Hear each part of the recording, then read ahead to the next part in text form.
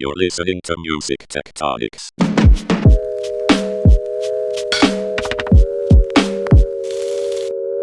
Hi everyone, welcome to Music Tectonics, the podcast where we explore the mad collision of music and technology. I'm your host, Tristra Newyear Yeager, Chief Strategist at music PR firm Rock Paper Scissors.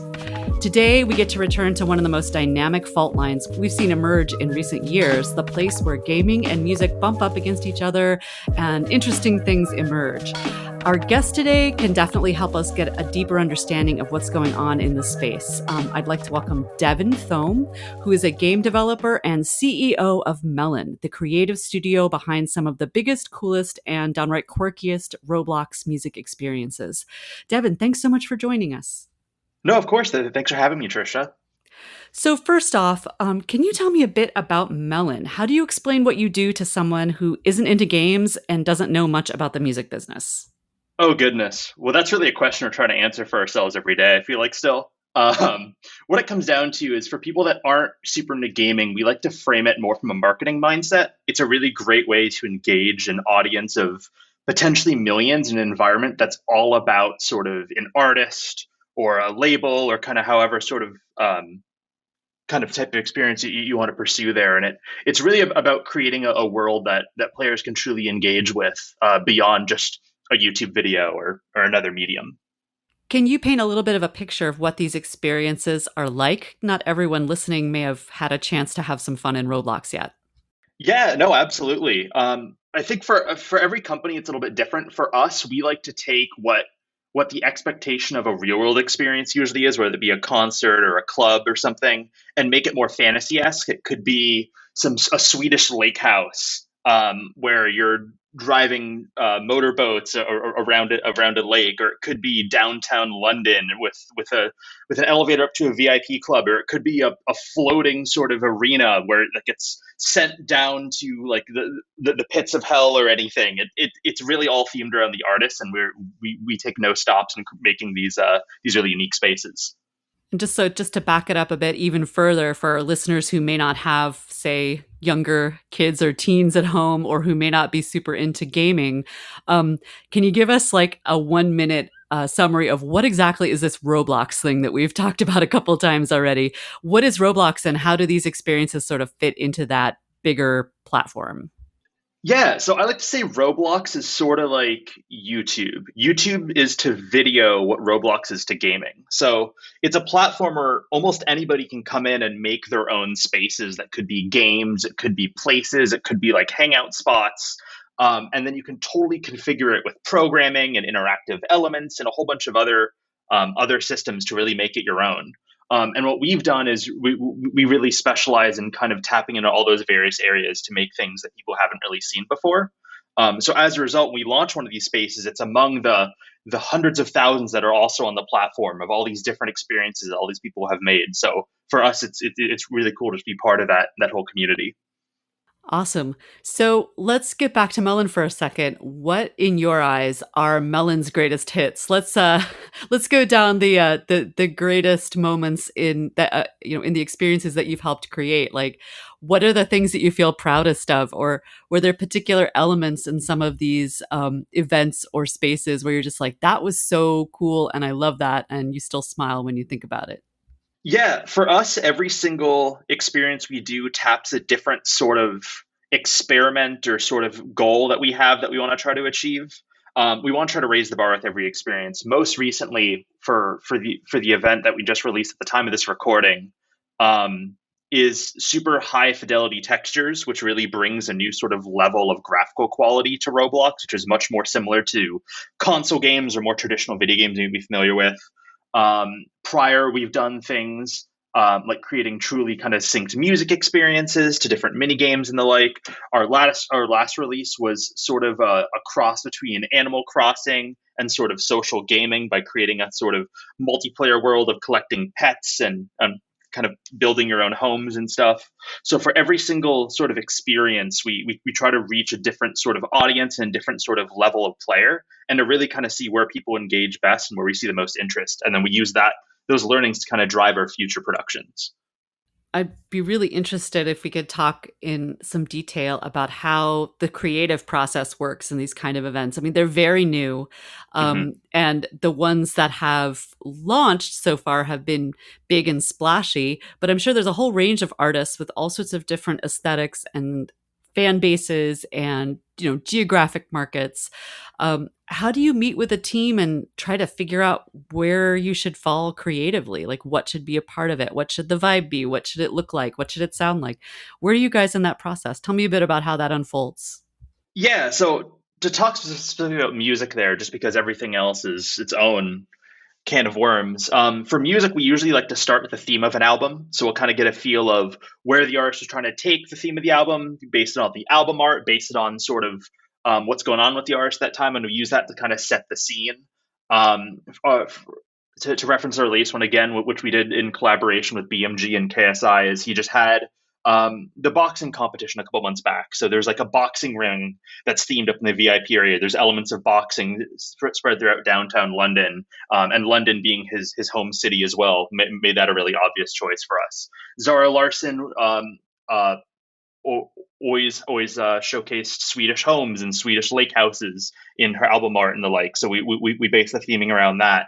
Ava Max last year was the Heaven and Hell album, so that's what guided that direction. So the general theme is usually in sync with the album art or the general theme of the album, and then from there we add in whatever interactive elements and sort of virtual goods and the like that we feel like would complement that really well and really keep people engaged in the space.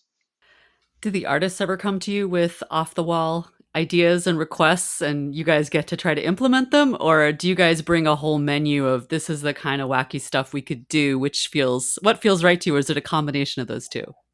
It's a combination usually. We'll usually guide the sort of higher level goals or creative of the space, and then it'll be the artist coming in and being like, hey, can we add an Easter egg for XYZ, or can we do can we do this other fun little addition.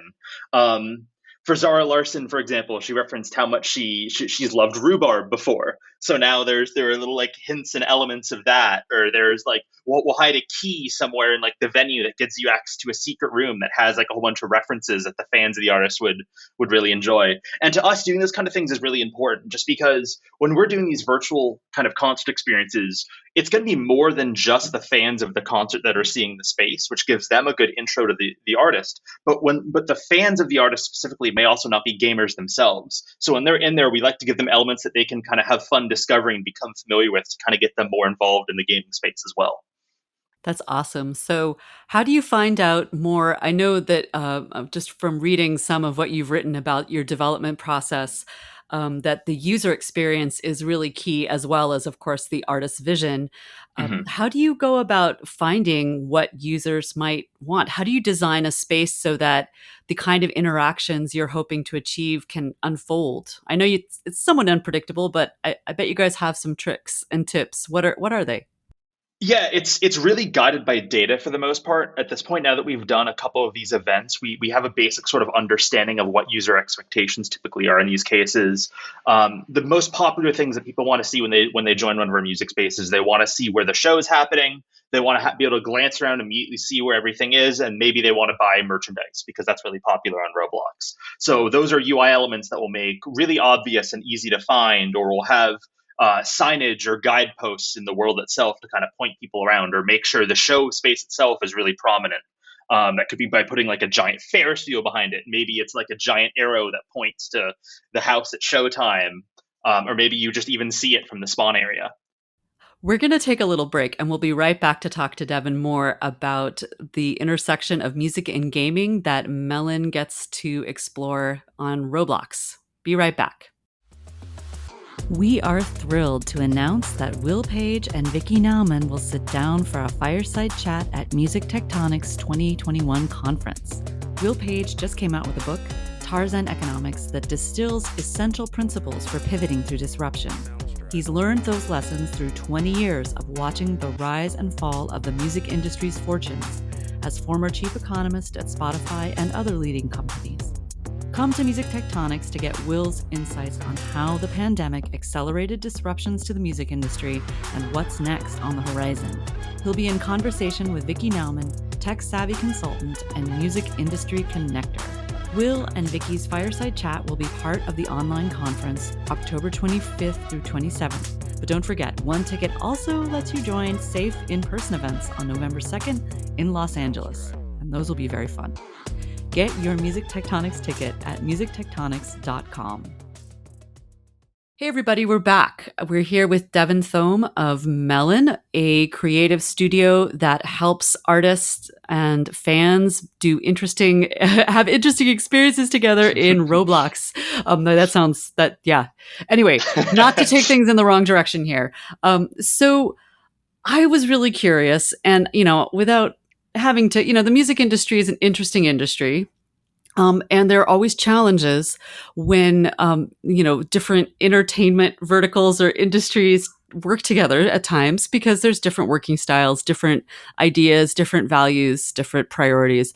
I'm just wondering, what are some of the challenges that you've encountered as someone who is a highly experienced game developer and tech entrepreneur?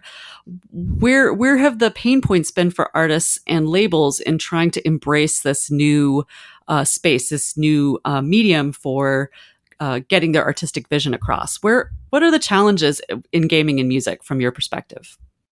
Yeah, I think it's the same crossover of just sort of new media in general with sort of traditional. For us, it's the kind of the general pain points that kind of the industry always seems to have had.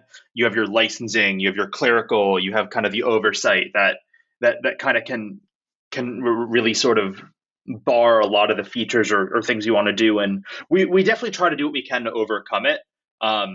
But I also feel like it's really important that we kind of have these challenges because in some way we're helping move the industry forward and hopefully towards a more efficient direction. So maybe 5 years from now, if and when virtual concerts become this next medium and just becomes the default of like touring, maybe it is much easier to do by then. So I think we're setting an important precedent by trying to interface as we are now with it, but we definitely still overcome a lot of those clerical hurdles. You guys have also worked a lot with brands where I assume the clerical hurdles are different.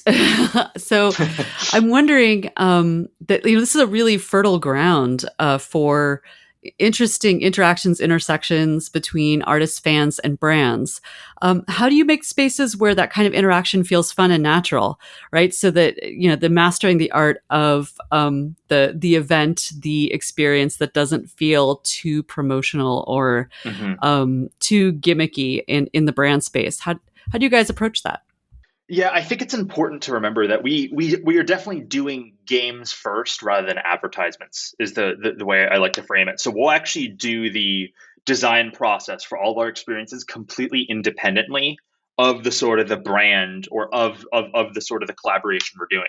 We want to be able to say if we separate out all the elements of this brand and just replace it with, say, like generic names or generic elements, is this still a fun game? And if the answer is yes, we're doing something right. Because at that point, the biggest motivator of sort of the engagement in the space then is people are having fun in the game, and if it just happens to be associated with your brand, they're going to associate that good experience in the game with the brand either way, which leads to the same positive result of potential future engagement with the space, or even kind of in a different way through another kind of social medium. So that's sort of our goal with that is. Well, we make sort of these branded experiences. It's always a fun experience first, and then the brand sort of as a layer on top of that after. You mentioned sharing on social media. That's a really interesting point. A lot of folks that love Roblox or play a lot of Roblox also enjoy posting videos of their gameplay on places like YouTube. How does that play into the work you do with your clients, be they music clients or brands? Yeah, so social influencers and creators and social media kind of experts are people we actually build specific features for in all of our experiences. If you're part of kind of our creator program, which kind of spans over all the experiences we do, you get the ability to kind of do specific thumbnails, maybe fly around in some spaces, help get some cinematic shots, because essentially you want to make it as easy as possible for people to make great social content on the experiences we make and kind of let them help kind of make their own sort of image in our space, because at that point they're just helping drive traffic back to the experiences we're creating. It's a two-way street in sort of the relationship there. So on top of developing those sort of starter tools too, we also make it really easy for people to play with their friends. We integrate natively with the Roblox friend features. We implement sort of like party features, let people play games together. It's all about kind of really kind of optimizing the social interaction for all of our experiences. Hey, so we're going to have one more quick break, and then we're going to come back, and I get to ask Devon all about what he would love to see happen in the future. So stick with us. Whoa, the ideas are flying fast on this episode. If you want to follow up on anything we're talking about today, we've made it easy. Head over to musictectonics.com and find this episode on the podcast page. You'll see show notes full of links and a time-stamped roadmap of the conversation. We're not responsible for internet rabbit holes you tumble down in the process. Now, let's get back to the conversation. Okay. We're back here with Devon Thome of Melon, and we're talking about music and games, interaction, and all that cool, fun stuff. So you've given us a really great overview of where we are right now, Devon, and there's a lot of speculation out there about where we're going, and it all tends to be either hand-wringing or kind of jubilant overexcitement about the metaverse, that kind of thing. You know, that's typical of a new medium or a new technology. But I'd love to hear from you what you think about where we're going. And specifically, I'm wondering if you can imagine, or if there's ever been some audio or musical aspects as a developer that you'd love to have in your toolkit. I mean, what are some additional layers of audio or musical coolness that you feel like could be added to the experiences, or that you and your team are like, oh man, if only we could do this? Yeah, so I want to say it was Apple that just did it recently. Their announcement of spatial audio a couple months back for Apple Music, that got us really excited about the potential new direction of the ability to create truly immersive experiences. Virtual reality is something that's been around for a while too, of course. So it's just kind of another sort of extension off that. But creating truly immersive experiences that really feel like you're in the space, I feel like is the true next level that we can achieve. And sound design is a really critical part of that. How do objects sound when you walk on them? Like when you run into something, does it sound realistic? People, hopefully they're not running into things very often, but when you do, maybe it should sound good. Yeah. To make the space truly feel alive, it should really sound like you'd expect as if you were really there. So any sort of tools and things that can improve on that on that sort of experience is something we're really excited about. And then not to bring it back to the licensing discussion, but the other thing that we'd be excited about too is just more ease of use for allowing sort of music to be used on these social platforms. So when creators are showing off your space, or maybe you have licensed music or custom music in the space, it's easier for people to share their experience or redistribute that to other sources to really let other people kind of experience it through their eyes as well. So yeah, the licensing for UGC in AR, VR, metaverse experiences, that is definitely the bleeding edge of music licensing right now. Yeah. And are you seeing any progress in that realm? It sounds like I feel like the industry has learned somewhat from past bumps and foibles, and there is like an active urge to seek better licensing solutions. How do you see that, if you want to comment on that? So it's a kind of a can of worms. I'm not sure if we want to open that up, but where could you see progress being made? Do you see progress being made right now? Yeah, I think on a surface level, it is improving. There's a lot of companies and there's different sort of even just independent labels that are getting really, really good about it. I think the real problem right now is there's just not really an industry standard way of going about it. So when you work with one company, then work with a different label, their process might be completely different. So it's not like the efficiencies of one company really matter in the grand scheme when you're trying to operate something the scale of the metaverse, because you need to be able to appeal to all content everywhere just sort of natively. So I think over time, if industry standards are adopted and things kind of move forward together, it'll get easier. But that's really kind of the missing link right now, is everybody kind of being on that same page. So you're constantly reinventing the wheel with every experience or deal. Yeah, everyone kind of has their own solution and way of and process of handling it. And they might be really good, but if they're all really different, it doesn't really matter how good they are, because they're still having to redo the process every single time. That sounds fun. Definitely. It is. It's great. It's like navigating a series of one-ways. It's amazing. Oh boy. Yeah, good times. Well, we don't want people to get bored when they're in the music business. We want to keep the challenges coming. Oh yeah, it's good for the brain. All right, fun clerical puzzles. Exactly. So on a more fun and lighthearted note, I really feel like some of these experiences are they're in this transitional phase, right? Whenever you have a new medium, like from radio to television, right? A lot of the formats on early television were borrowed from radio. And I feel like a lot of the formats in the metaverse are borrowed from, certain kinds of console games or video games, plus real world experiences like going to a concert or being in a club. But, in a world where you could technically do anything, there's a lot of other possibilities. I'm wondering, as we're starting to explore the full potential of virtual reality or the metaverse or whatever we want to call it, where do you see things going? If we could, right now, you guys are creating things that are like a concert plus a whole aura of other experiences around it. If you could start without the concert, where could we go? What do you imagine? What are some of the craziest ideas you'd love to see implemented? Yeah, I think having a future where it's sort of, instead of having these or kind of individual experiences, you have more of like a hub that has everything as kind of one area, and everything kind of branches off that one central location. I think that's kind of the next big step. And while that might be argued that, oh, that's just Roblox, that's just the metaverse in kind of itself, I think there's a difference between it being a platform and it being its own space by itself. I think once these sort of worlds can start clashing together and these artists can start kind of not collaborating, but having their spaces be in a shared space, even without direct collaboration, I think that'll create a new level of immersion.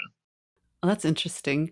And what kind of things do you imagine happening in these shared spaces? Is it more of a collaborative spirit, and you start seeing these interesting, sharing of influences, or these blended, genreless music? I mean, what are you imagining there? I think it'll be a new way of music discovery and for like just socializing around it. Think of when you go to like, why can I not think of the name right now? A music festival. Sorry.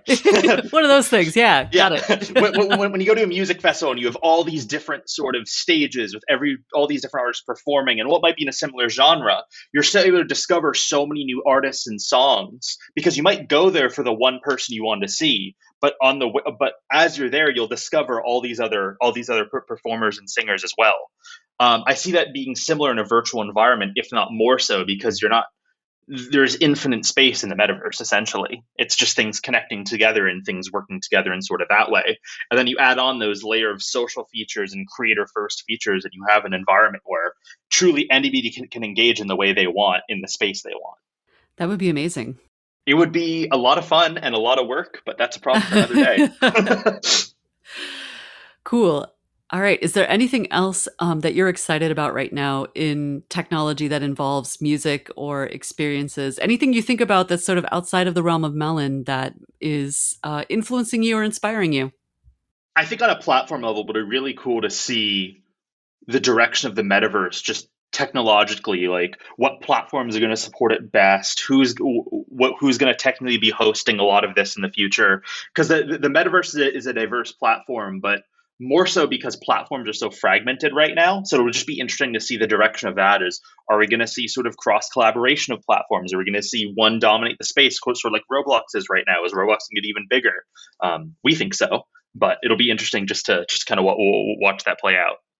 All right. Well, we'll have to have you back at some point to give us an update on on the state of platforms. Thanks so much, Devon, for joining us today. Of course. Thank you for having me. It was a pleasure. All right. Thanks for listening to Music Tectonics. If you like what you hear, please hit subscribe on your favorite podcast app. We put out new episodes every week. Want more? Find it at musictectonics.com. You can dig deeper into this episode, learn about our annual conference, get the Music Tectonics app, and sign up for our newsletter. MusicTectonics.com has it all. Also, look for Music Tectonics on Twitter, Instagram, Facebook, and Clubhouse. And connect with me, Dimitri Vitsa, on LinkedIn. Peace. You're listening to Music Tectonics.